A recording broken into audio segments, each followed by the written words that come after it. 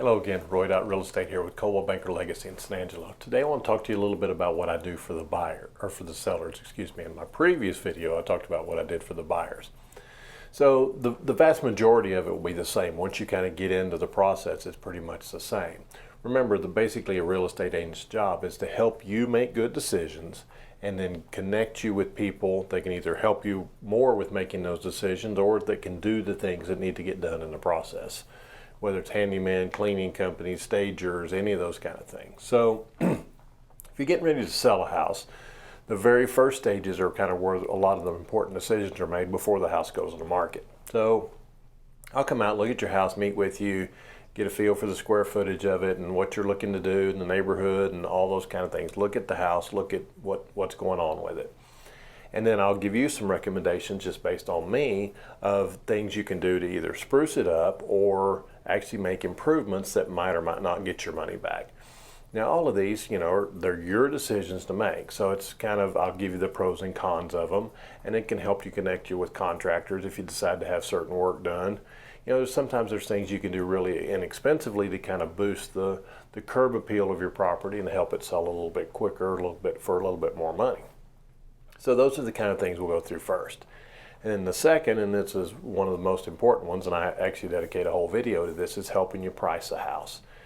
Today's active market, the target's moving so rapidly, and so you want to get the best accurate information you can when you get ready to price your house, because this is a big, high dollar decision you're making, and a mistake in this can cost you. Now the good news is when we have an active market like we have now, is you'll typically get multiple offers. So even if you price it, you think you priced it $5,000 too high, but you really price it right on, well, you may even get offers that are $5,000 or $10,000 higher than what your ask price is.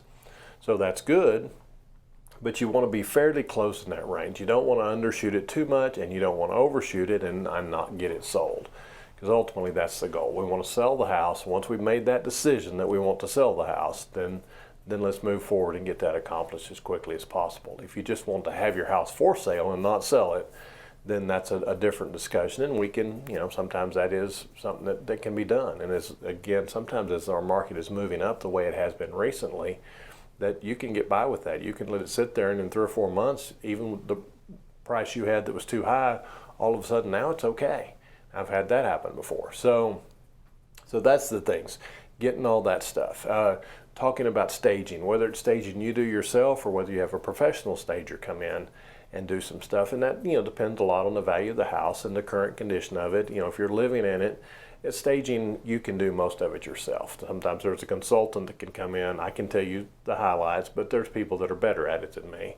So I can get someone to come in and help you figure out how to rearrange your furniture to make it just show a little bit better. So that, and then if there's any repairs you want to have made, if you any updates that need to be made just to make it fit with modern stuff. A lot of times updates you don't get the value back out of, but sometimes you do. So just time to discuss those. And again, all these decisions are ultimately made by the seller. They're not my decisions.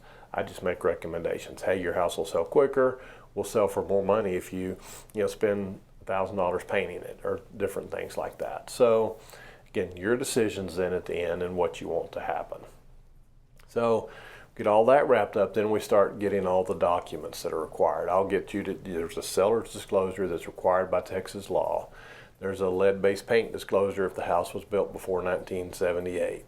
There's a on-site septic if you have a septic tank. There's an on-site sewer form you have to fill out. So all these disclosures forms to see if you have your survey from when you purchased the property. If it's still valid, there's a form you can sign. All those, we'll get all those gathered up and ready.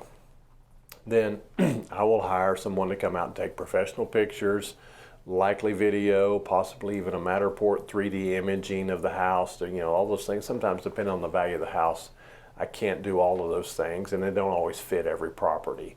But those are the things we'll look at doing. So I'll get someone to come out and take those pictures, professional high-end pictures and video and whatnot. That's how you get top-end stuff.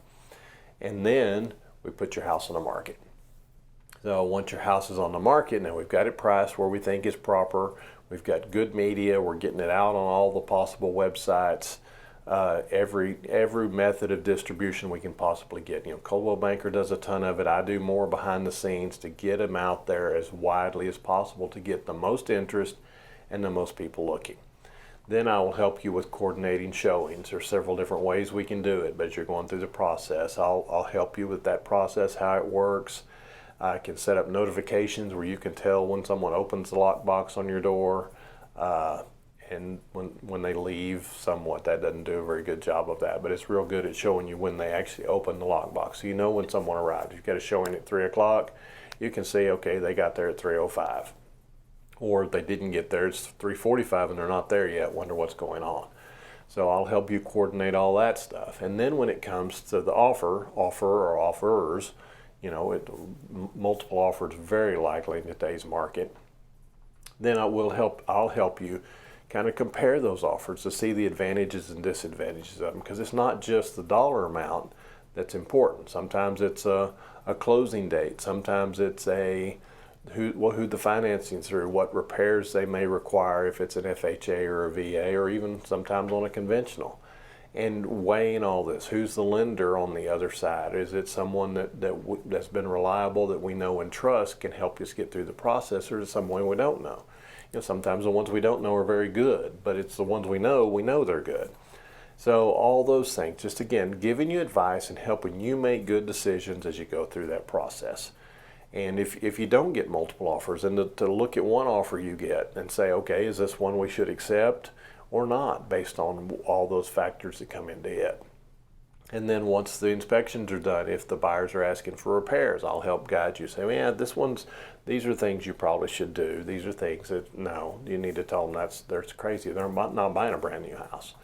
So helping you make those decisions and giving you advice for you to make those decisions with each step of the process. And as I said, even in the buyer's one, it's managing your emotions, because particularly when it's your home, a lot of these decisions are very emotional, and so I can be there. It affects me. It's not my personal house, so I care less about it from an emotional point of view, and can help stabilize you and say, no, this is reasonable and this isn't.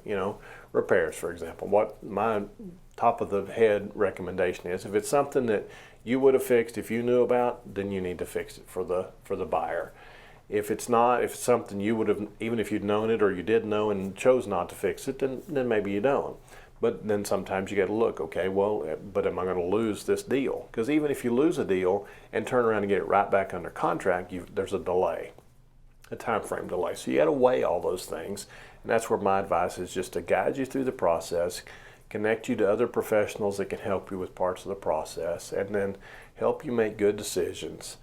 Help remind you of the things you need to do as you're getting ready to move out right before closing, all the things that are going to happen there. You need to turn off the utilities and all those things, how you handle your smart devices to turn them over to the buyers if they're staying, those kind of things. So that's kind of the highlight of the things I'm going to do for a seller when you're selling a house. So got any questions, give me a call. Roy.RealEstate, 325-268-0775. Thank you.